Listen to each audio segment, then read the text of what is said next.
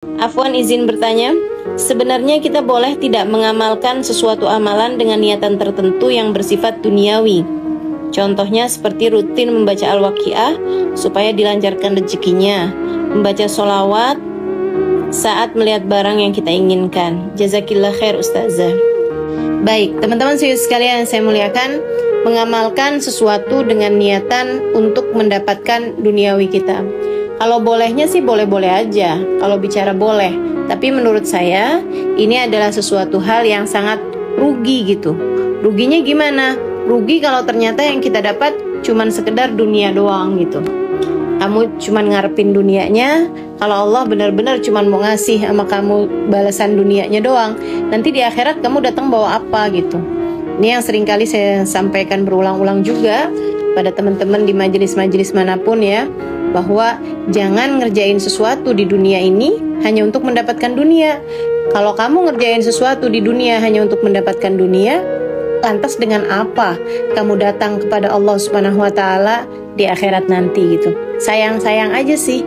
Jadi ini bukan masalah tentang boleh nggak boleh gitu, cuman sayang-sayang aja. Kayak misalnya nih, kamu punya uang gitu ya, kamu punya uang 1 miliar gitu misalnya, kamu bisa dengan uang tersebut 1 miliar tersebut, kamu bisa beli rumah gitu. Yang ketika kamu beli rumah itu, kamu dapat bonus misalnya AC 10 biji gitu. Kan tentu kamu sayang-sayang aja kalau kamu dengan uang 1 miliar tersebut cuman bisa dapat AC 5 biji. Kan sayang-sayang gitu.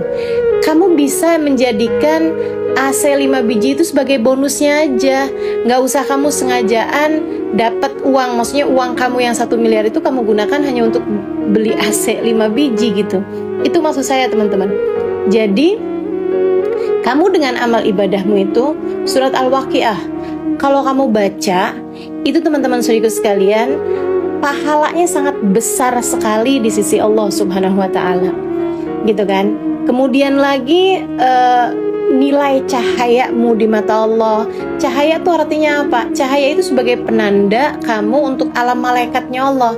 Sehingga dengan cahaya yang kamu punya, itu malaikat-malaikatnya Allah akan senantiasa mendoakanmu gitu. Belum lagi ampunan yang Allah SWT berikan kepadamu dengan kamu membaca surat Al-Waqiah.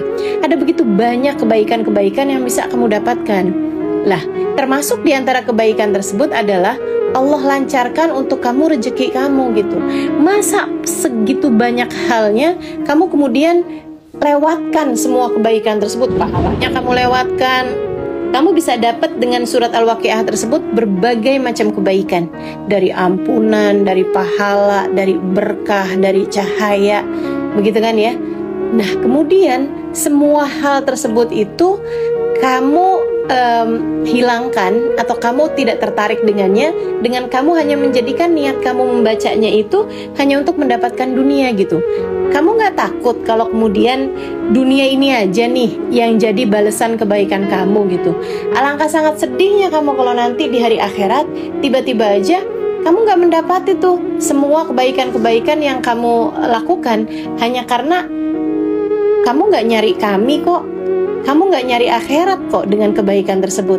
Kamu kan waktu baca surat Al-Waqiah itu kepengen rezekinya dilancarin. Udah tuh, kamu udah bisa beli rumahnya, kamu udah bisa beli mobilnya, kamu udah dapet transferannya, kamu udah dilancarkan usahanya.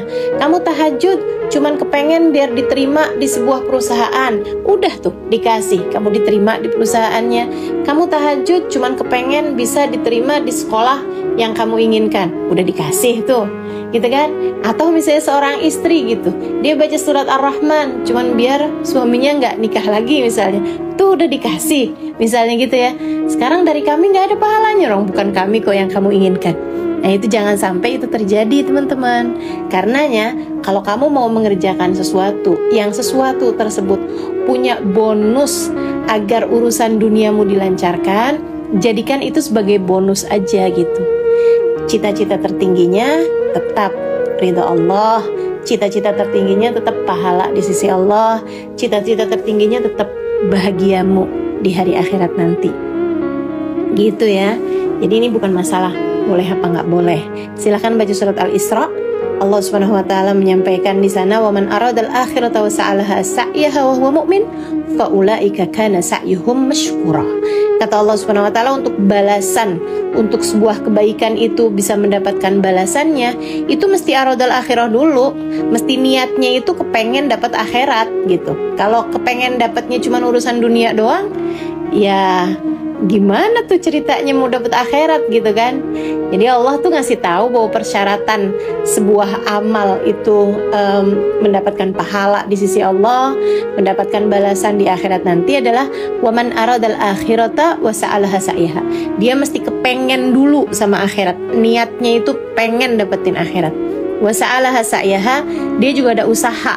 Kalau misalnya yang kepengen doang sih, kepengen nih biar di akhiratnya bahagia, tapi nggak ada usaha apa-apa gitu, sholat enggak, taraweh enggak gitu kan, baca Quran enggak, zikir enggak gitu, tapi ya ngarepinnya pokoknya surga Firdaus paling tinggi lah, kalau enggak ya Aden-Aden boleh lah, atau Ma'wa gitu. Nggak gitu juga. Allah bilang itu kamu mesti kepengen sama akhirat, niatnya memang pengen dapetin akhirat, ada usaha kamu untuk itu, kamu mengamalkan perbuatan-perbuatan amalan-amalan soleh ini, dan syarat ketiganya wa huwa mu'min, kamu tidak ragu-ragu kepada Allah, kamu tidak ragu-ragu terhadap akhirat, yakin penuh dengan adanya akhirat nantinya gitu kan, benar-benar hati dipenuhi dengan keimanan pada Allah Subhanahu wa taala.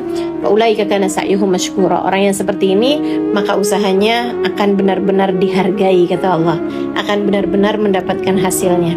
Jadi yuk belajar untuk bisa mengamalkan sesuatu karena mencari keridhaan Allah Subhanahu wa taala. Insyaallah kalau ada kebaikan-kebaikan yang sifatnya dunia, cukup itu sebagai